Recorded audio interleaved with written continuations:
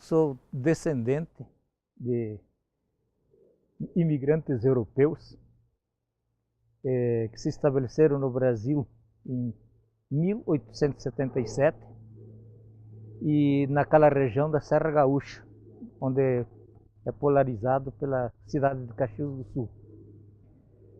E como acontecia em todas aquelas famílias, a questão terra era uma questão de fundamental importância e que não tinha espaço para todo mundo.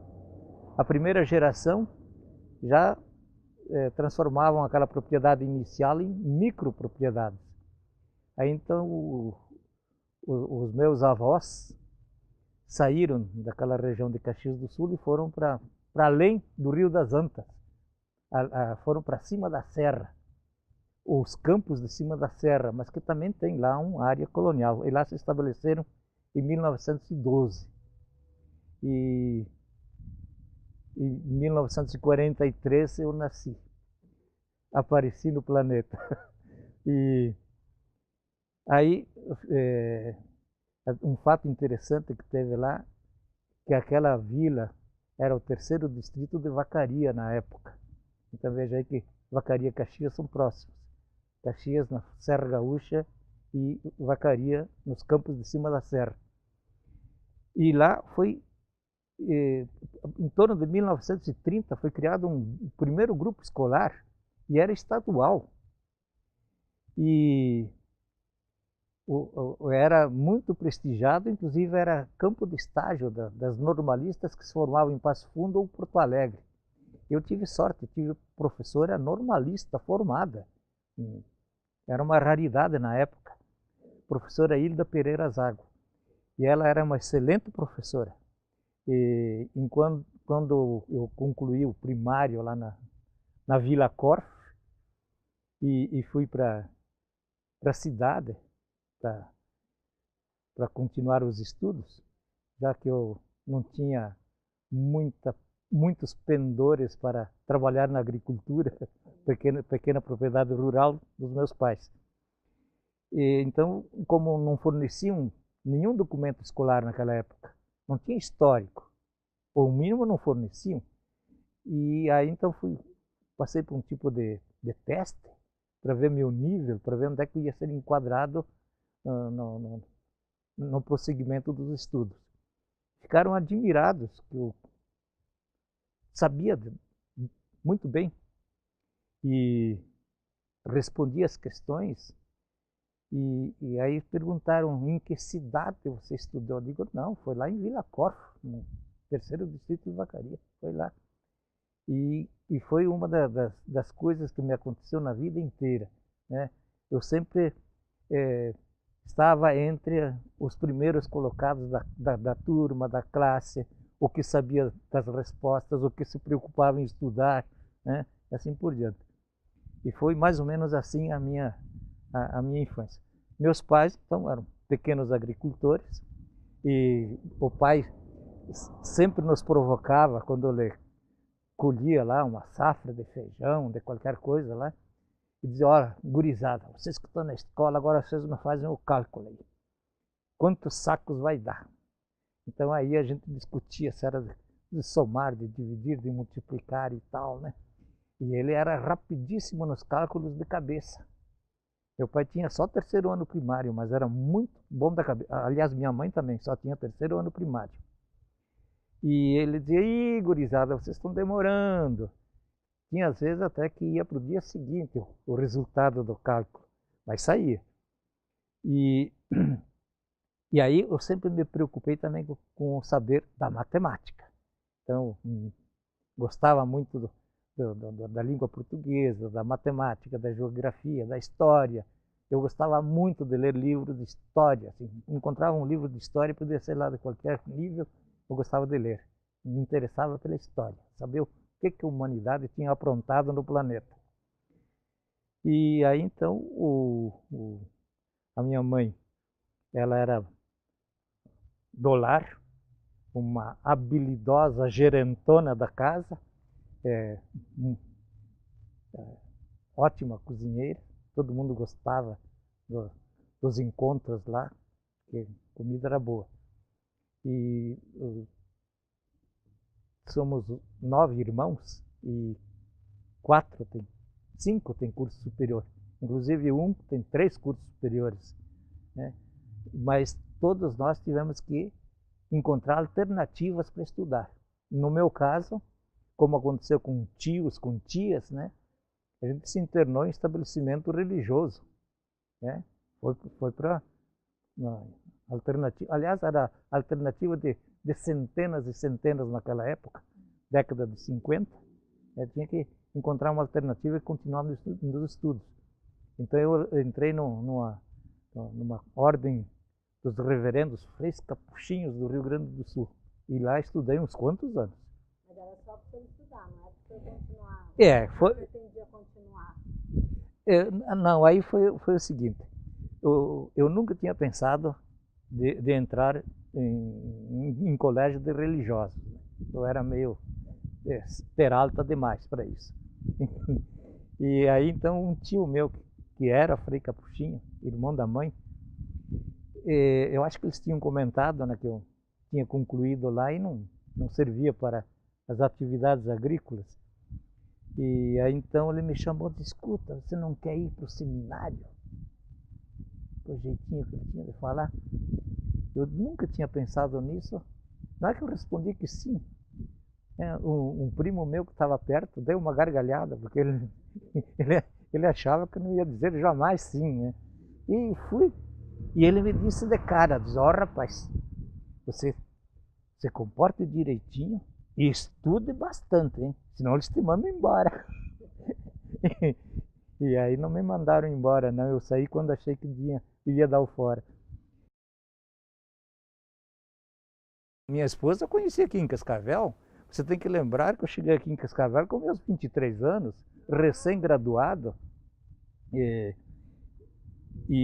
aí então a gente se viu por aí, tal. Eu tinha outras em vista já quando ela me deu sinal de que tudo bem, né? E foi 21 de fevereiro de 70 que a gente casou. E nós moramos justamente na rua que é nome do falecido sogro, Sérgio de Jalma de Holanda. Então a minha esposa, o nome dela é Noeli, e ela se especializou em educação infantil. Ela é especializada em pré-escola. Trabalhou 26 anos aqui em Cascavel. E inclusive, não, o Colégio Auxiliadora. No Colégio Auxiliadora. E durante a pós-graduação lá no Rio, ela se apresentou lá no Colégio São Pedro de Alcântara, na Enseada do Botafogo, do bairro Botafogo. E lá ela apresentou o projeto que ela tinha de educação infantil e arrancaram o que tinha no projeto do colégio e colocaram o projeto dela, que foi uma elaboração dela, mas eu passei a limpo, datilografei, que no tempo da datilografia ainda. E tivemos 2 filhos, a filha e o filho. A filha é da área das ciências jurídicas e o filho é da área do serviço público federal. Ele é do Polícia Rodoviária Federal, agora no setor de patrulha aérea, sei lá, o socorro aéreo. O senhor não tem netos ainda? Tem uma única neta. O meu filho se encantou e casou e já tem uma filhinha, Maria Clara.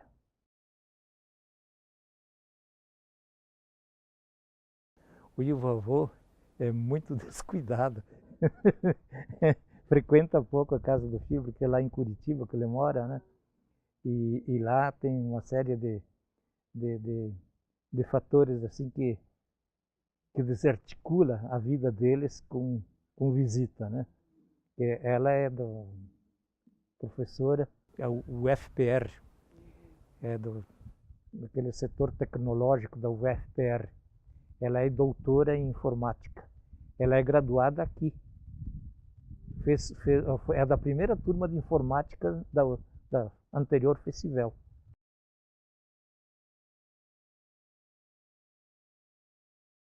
Olha, vamos dizer assim, que eu vejo a UniOeste assim, atualmente tem um pouco de receio, porque não está fácil nem para a UniOeste, mas eu justamente vejo como afinal a gente chegou a um bom termo, aquilo que a gente pretendia a gente conseguiu, porque em 68, quando eu tive os primeiros encontros aí com outros professores e que a gente tratava dessa questão do ensino superior, a dificuldade que as famílias tinham para conseguir o prosseguimento dos estudos dos seus filhos, e muitos aqui de Cascavel que iam para fora se formavam e conseguiam boas propostas de trabalho e não voltavam para Cascavel depois de graduados. Então existia um descontentamento, e os segmentos que não eram muito fortes economicamente, que não tinham condições de manter seus filhos fora de Cascavel, mas como que imploravam que alguém desse um jeito que houvesse ensino superior. E aí um grupinho de professores lá do Colégio Estadual de São Jofre assumiu essa possibilidade de organizar um projeto de implantar os cursos superiores. Aliás, isso aí eu falo até com certo orgulho, porque afinal de contas, o professor Marcos Cláudio Schuster, né, que para mim ele foi um paizão, um irmãozão, porque ele tinha o dobro da minha idade.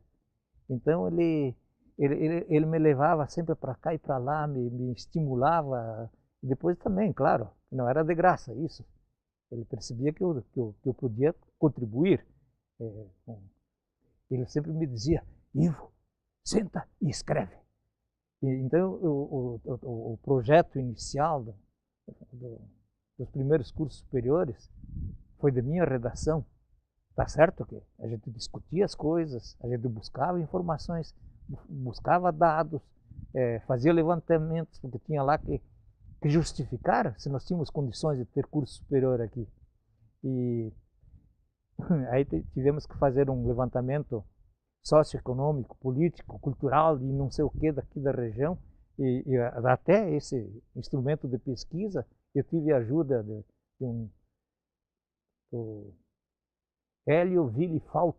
Ele era um contabilista e ele tinha boas ideias assim, e me ajudou na elaboração desse instrumento de pesquisa, e depois foi tabulado e fez parte da redação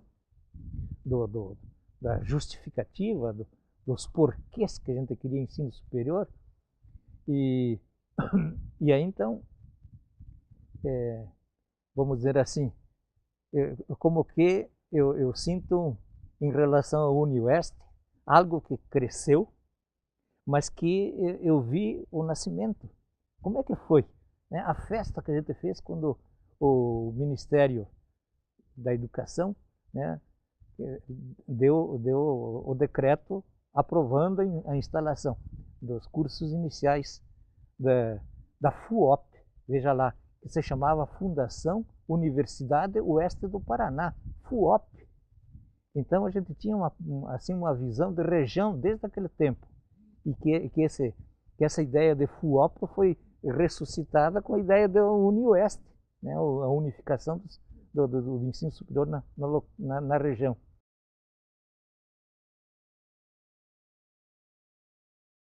Olha, sinceramente, sim, porque a gente tinha dificuldades. Por exemplo, meus últimos anos de UniOeste, eu trabalhei em Santa Helena, então a gente voltava de lá quase meia-noite, chegava em casa meia-noite, no dia seguinte pegava no serviço de novo, mas a gente tinha também alegrias, não era só sofrimento, não. Então eu sempre saía de casa, vinha para a UniOeste com entusiasmo, com motivação. Eu vim aqui para realizar alguma coisa, construir, ir para frente. Eu gostava de ver isso aí. e também aquele período do governo do Erneldo Schallenberger, que em diversas ocasiões ocupei, inclusive, a pró-reitoria de graduação, nos impedimentos da professora Norma Viapiana Golfetto, que foi a pró-reitora naquela ocasião, e realizamos coisas incríveis. Nós produzimos documentos para regularizar o curso de odontologia e medicina, fizemos isso num ano, né? Que o reitor tinha que ir lá na Justiça Federal em Porto Alegre para regularizar os cursos, com Conselho de Medicina, Conselho de Saúde, não sei quantas coisas. E a professora Norma e eu, dele, produzir documentos justificando, argumentando para conseguir a liberação do vestibular, porque teve aquela crise, os estudantes que ficaram sem estudar um tempão, porque o curso tinha sido bloqueado por ter sido criado de forma irregular. Agora, faço aquilo que mais me apraz. Então,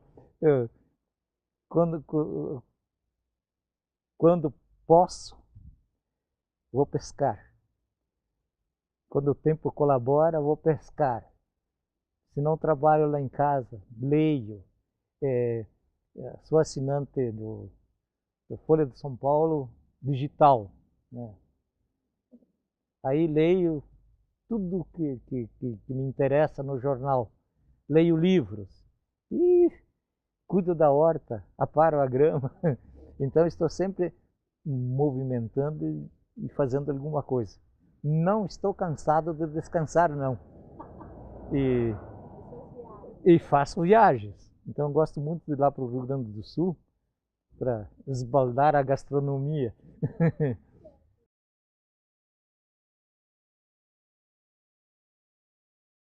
Feliz, eu me realizei no meu trabalho.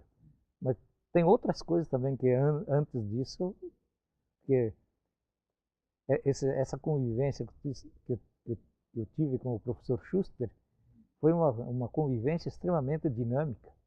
Além de batalhar pelo ensino superior, a gente criou o colégio estadual, o mini ginásio Rio Branco, que depois foi transformado em Colégio Rio Branco, ensino regular e supletivo de primeiro e segundo grau, a partir da 5692/71, e porque ele foi criado ainda na vigência da 4024, que tinha aquele sistema de ginásio abreviado. 2 anos, cursavam as matérias fundamentais e prosseguiam nos estudos. E depois eu fui redator também da implantação do Colégio Cristo Rei, que foi vendido mais tarde, quando o professor Schuster começou a ficar doente, para um outro grupo de professores. Até agora não sei quem é que está na direção e organização desse estabelecimento, mas parece que é textos, até para discutir o que está acontecendo atualmente com a reformulação curricular brasileira. Então eu sempre achei que nós, professores, não cuidamos de realmente tocar na inteligência de nossos alunos. Acontece que na teoria do conhecimento, que a gente estuda desde o começo lá dos gregos, como que eles percebiam que o ser humano era portador de um instrumental suficiente para manter relações com o mundo exterior e interiorizar conceitos e noções, né? E depois, com a própria evolução da filosofia, tem lá aquelas questões do empirismo, do racionalismo. Depois aí chega Kant e mostra que não se entende a realidade apenas pela razão ou pelos sentidos. É razão, sentidos e outras coisas mais. que nessas outras coisas mais entram aspectos metodológicos. Como é que eu vou relacionar temas, conteúdos, proposições, aquilo que a gente quer produzir como conhecimento, tem que levar em conta que os alunos têm um instrumental para conhecer. Tem alunos que têm uma velocidade, tem outros alunos que têm outra velocidade na produção do conhecimento. Mas, olha, nós temos essa extraordinária missão, sei lá se é chamado de missão isso aí, afinal, o trabalho do docente é ensinar. O trabalho do docente é lidar com o entendimento das coisas. Então, o trabalho do professor é produzir entre ele e seus alunos, ou com a inteligência dos alunos, entendimentos cada vez mais ampliados, cada vez mais aprofundados, porque a ciência, veja aí que a ciência, dificilmente ela entra num campo novo, mas aperfeiçoa o velho campo. Então aí, eu acho que o trabalho docente é uma das coisas mais lindas que existe. É bonito ver que as pessoas entenderam e passaram a ter uma nova visão das coisas, uma nova conduta em relação às coisas que foram bem entendidas. Isso é bonito.